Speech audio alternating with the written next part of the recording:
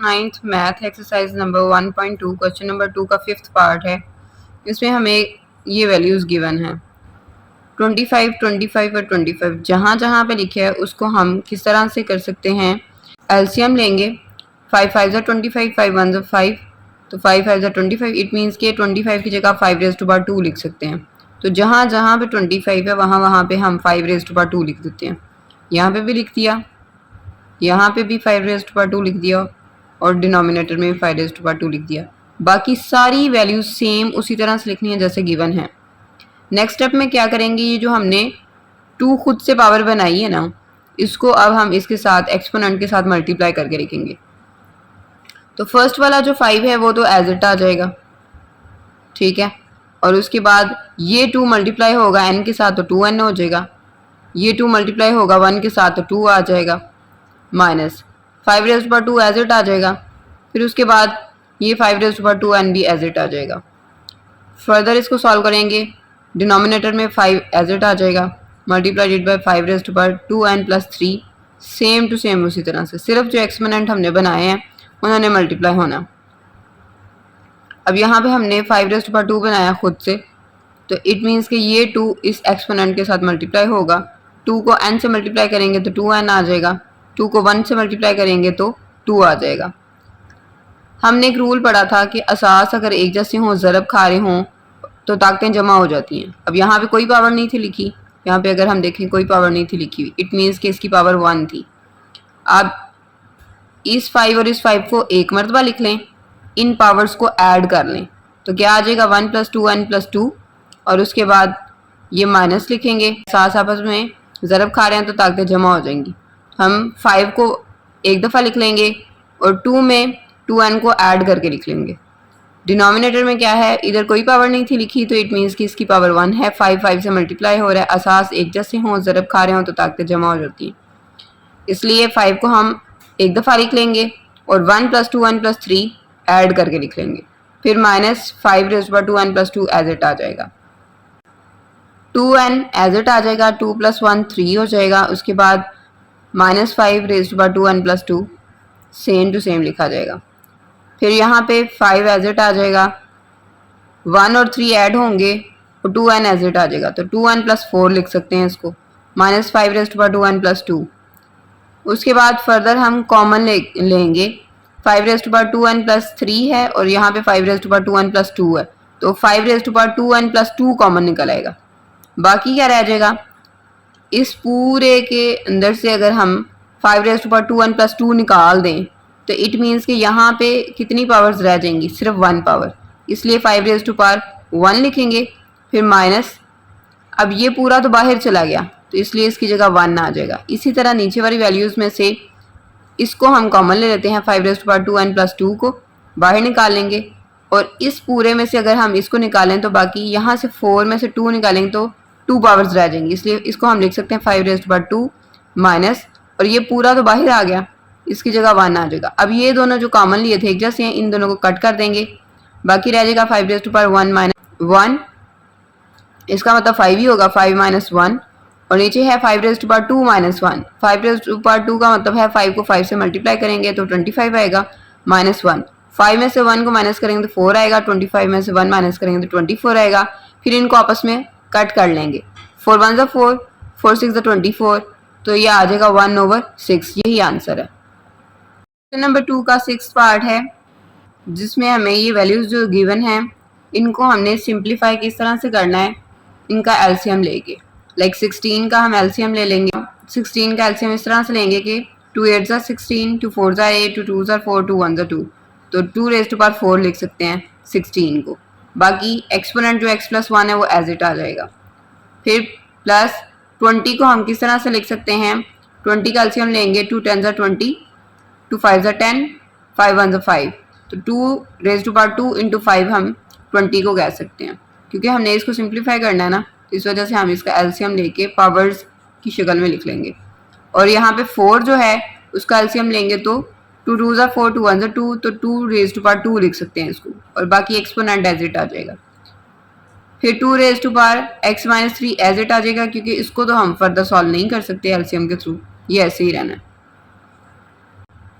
8 को अगर हम सॉल्व करें तो इस तरह से होगा 2 4 ज़ार 8, 2 2 ज़ार 4, 2 1 ज़ार 2। तो 8 को हम कह सकते हैं 2 रेज़ टू पावर 3 और ये वाला एक्सपोनेंट एज इट रहेगा। तो जो एक्सपोनेंट हमने पावर खुद बनाई है ना और जो एक्सपोनेंट ऑलरेडी गिवन था, इन दोनों को मल्टीप्लाई करना है। 2 raise to power 4 into x करेंगे तो 4x हो जाएगा और 4 को 1 से मल्टीप्लाई करेंगे तो 4 आ जाएगा। फिर plus 2 raise to power 2 as it आ जाएगा, 5 एज इट आ जाएगा। फिर 2 रेज़ टू पावर 2 ये हमने खुद बनाया था ना, तो ये दो एक्सपोनेंट है, इसको एक करना है हमने, ठीक है। तो 2 को 2x से मल्टीप्लाई किया है तो क्या आंसर है 4x। ओवर में क्या लिखा हुआ है 2 raise to power x minus 3, वो एज इट आ जाएगा। और यहाँ पे भी ये हमने खुद एक्सपोनेंट बनाया था, अब ये दो एक्सपोनेंट हैं, इनको आपस में मल्टीप्लाई कर लें। 3 को x से मल्टीप्लाई करेंगे 3x आ जाएगा, 3 को 2 से मल्टीप्लाई करेंगे तो 6 आएगा, दरम्यान में प्लस आ जाएगा। 2 raise to power 4x plus 4 as it लिख लेंगे। फिर प्लस अब यहाँ पे ये 2 रेज़ टू पावर 2 और 2 रेज़ टू पावर 4x, इनकी बेस या इनकी असास सेम है, ये आपस में मल्टीप्लाई हो रहे हैं तो इनकी पावर्स ऐड हो जाएंगी। असास एक जैसे हो, ज़रब खा रहे हो तो ताकतें जमा हो जाती हैं, इसलिए 2 को एक दफ़ा लिख लेंगे और उनकी पावर्स को ऐड करके लिख लेंगे तो 2 प्लस 4x हो जाएगा और इंटू 5 जो है वो सेपरेट हम कर लेंगे। नीचे भी इसी तरीके से है, बेसिस सेम है, मल्टीप्लाई हो रही हैं और पावर जो है उनको हमने ऐड करके लिखना है। तो 2 को हम एक 1 टाइम लिख लेंगे, x माइनस 3 को लिखेंगे, उसके बाद इस पावर को ऐड करना है, प्लस 3x प्लस 6 लिख लेंगे। 2 raise to power 4x plus 2 किस तरह से आएगा कि 4 को हम क्या कह सकते हैं 2 प्लस 2 और फिर उसके बाद plus 2 raise to power 4x plus 2, इसको सीधा करके लिख लेंगे, इंटू 5 एज इट लिख लेंगे, डिवाइडेड बाय, इसको हम सॉल्व कर लेंगे। एक 3x ये है और एक x ये है, इन दोनों को ऐड करेंगे तो 4x बन जाएगा। फिर 6 में से 3 को माइनस करेंगे तो 3 आएगा और अलामत बड़ी रकम की यानी कि प्लस आएगा यहाँ पे। 2 raise to power 4x plus 2 लिखा, ये as it, plus 2 raise to power 4x plus 2 as it multiplied by 5। अब 2 raise to power 4x plus इस 3 को हम फर्दर ब्रेक करके लिखेंगे, इसको हम क्या लिख सकते हैं 2 प्लस 1। अब हमने इस तरह के रकम बनाने की कोशिश कर रहे हैं ना हम, इस वजह से इधर था 4x प्लस 4 तो इसको हमने क्या किया तोड़ के 2 प्लस 2 कर दिया और यहाँ पे हमने क्या किया 4x प्लस 3 था, 3 को ब्रेक करके हमने 2 प्लस 1 कर दिया। फर्दर इसको सॉल्व करेंगे तो इसको हम इस तरह से लिख सकते हैं ना कि 2 raise to power 4x plus 2 multiplied by 2 raise to power 2। अब इसको हम अगर अलग अलग से लिखें, क्योंकि असास अगर एक जैसे हों, बेसिस एक जैसे हों तो मल्टीप्लाई कर रहे हों तो पावर्स ऐड होती है ना, इसी तरह से हम इसको तोड़ के भी लिख सकते हैं। अलग अलग करके जब लिख लेंगे तो यही शक्ल आ जाएगी। फिर plus 2 raise to power 4x plus 2 as it multiplied by 5 as it आ जाएगा और इसको भी हम ब्रेक करके लिख लेंगे, यानी कि ये दोनों जो हैं अलग से लिखा जाएगा। इसको 2 raise to power 4x plus 2 को अलग से, और ये वाला जो 1 है इसको हम कह सकते हैं 2 रेज़ टू पावर 1 है, क्योंकि अगर असास एक जैसे हों, ज़रब खा रहे हो तो ताकतें जमा होती है ना, तो इट मीन्स 4x प्लस 2 वाला एक्सपोनेंट अलग कर लेंगे और 1 वाला एक्सपोनेंट अलग कर लेंगे। फर्दर इसको सॉल्व करेंगे तो 2 raise to power 4x plus 2 common ले लिया तो बाकी क्या रह जाएगा 2 रेज़ टू पावर 2 प्लस ये वाला, और ये तो बाहर आ गया ना, इसकी जगह 1 कह लें इंटू 5, तो 5 इंटू 1 5 होता है। फिर उसके बाद यहाँ से 2 raise to power 4x plus 2 को अगर हम कॉमन ले लेते हैं तो बाकी क्या रह जाएगा ब्रैकेट में, इसकी जगह पे 1 रह जाएगा, ये मल्टीप्लाई है और ये वाला 2 रेज़ टू पावर 1 का मतलब 2 ही होता है। ये चूँकि बाहर हमने कॉमन ही लिया, ये एज इट ही आ जाएगा। उसके बाद ये एक जैसी वैल्यूज़ हैं, ये आपस में कट हो जाएंगी, बाकी ये चीज़ें रह जाएंगी। 2 raise to power 2 plus 5 over 2 into 1 करेंगे तो 2 आएगा। 2 रेज़ टू पावर 2 का मतलब 4 होता है, क्योंकि 2 को 2 से मल्टीप्लाई करें तो 4 आता है, प्लस 5 डिवाइडेड बाय 2, 4 प्लस 5 9 होता है, डिवाइडेड बाय 2, यही आंसर है। नंबर 2 का part 7 64 raise to power minus 2 by 3 divided by 9 raise to power minus 3 by 2। अब 64 है, इसका एलसीएम लेंगे, 2 32 ज़ा 64, 2 16 ज़ा 32, 2 8 ज़ा 16, 2 4 ज़ा 8, 2 2 ज़ा 4, 2 1 ज़ा 2, तो इट मीन्स के 1 2 3 4 5 6 2 रेज़ टू पावर 6 लिख सकते हैं 64 को। और उसकी पावर क्या है -2/3। डिवाइड का सिंबल उसी तरह से लिखा हमने। उसके बाद 9 को हम क्या लिख सकते हैं, 3 3 ज़ा 9, 3 1 ज़ा 3, इट मीन्स 3 लिख सकते हैं और इस पर एक्सपोनेंट को एज इट लिख लेंगे।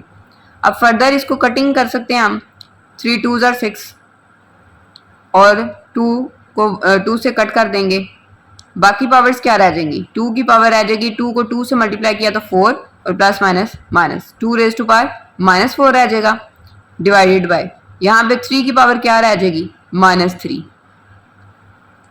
फर्दर इसको सॉल्व करेंगे तो यहाँ पे पावर्स है माइनस में। अब अगर इसको पॉजिटिव में कन्वर्ट करना है तो इट मीन्स कि इसको उल्टा के लिख देंगे, यानी कि जो डिनोमिनेटर में वैल्यू है उसको न्यूमरेटर में लिख लेंगे और न्यूमरेटर वाली वैल्यू को डिनोमिनेटर में।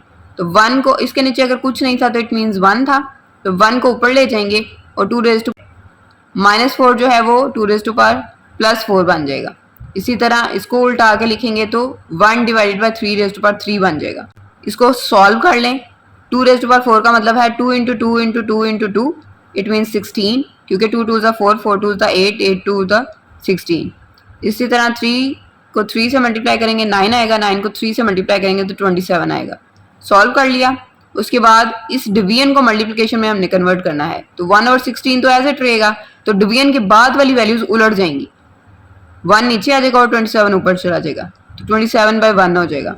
मल्टीप्लाई करेंगे तो 27 × 1 27 आएगा, 16 × 1 16 आएगा, यही आंसर है।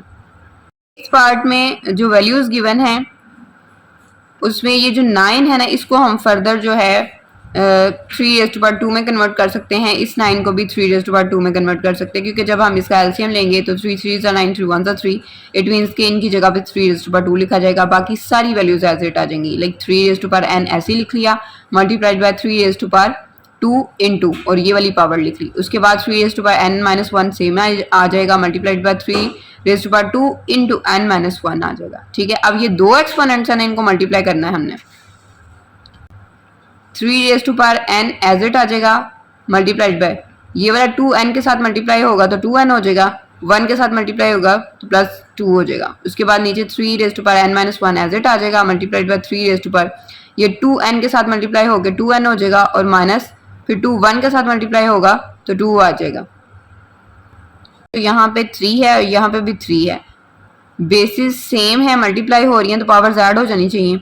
इट मीन्स के 3 को सिंगल टाइम एक टाइम लिख लेंगे और इन पावर्स को ऐड कर लेंगे तो n+2 हो जाएगा।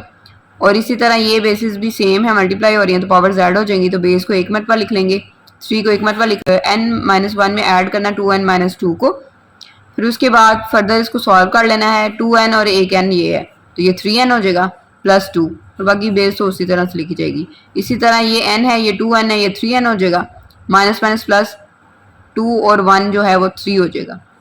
फर्दर इसको सॉल्व करेंगे, बेसिस सेम है, डिवाइड हो रही हैं तो पावर्स माइनस होंगी।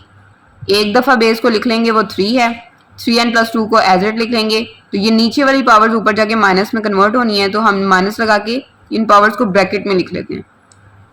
ब्रैकेट को जब ओपन करेंगे तो क्या आएगा, 3n+2 तो एज इट आ जाएगा, फिर उसके बाद माइनस 3n एज इट आएगा और ये माइनस माइनस प्लस हो जाएगा यहाँ पे और ये 3 एज इट आ जाएगा। फिर 3n पॉजिटिव का और ये नेगेटिव का ये आपस में कट हो जाएंगे, 3 + 2 5 हो जाएगा, 3⁻5 = 243 होता है। इसको हम कैलकुलेटर से भी सॉल्व कर सकते हैं और 3 को 5 दफ़ा ज़रब दे के भी कर सकते हैं। 243 इसका आंसर है। पार्ट है जिसमें ये वैल्यूज हमारे पास गिवन है। अब इसमें हमने क्या करना है, 5n + 3 है तो इसको हम तोड़ के लिख लेंगे, ब्रेक कर लेंगे। लाइक हमने रूल पढ़ा था कि बेसिस अगर सेम हो, मल्टीप्लाई हो रही हो तो पावर्स ऐड होती हैं, तो इट मीन्स अगर हम इनको अलग अलग करना चाहें तो हम इसको कह सकते हैं 5n मल्टीप्लाइड बाय 5⁻3। फिर ये माइनस एज इट आ जाएगा, 6 ऐसे ही आ जाएगा, मल्टीप्लाइड बाय 5, ये इशारिया नहीं है, ये ज़रब हो रहा है। ठीक है, ये डेसिमल नहीं है, ये मल्टीप्लिकेशन के सिंबल के लिए तौर पर यूज़ हो रहा है।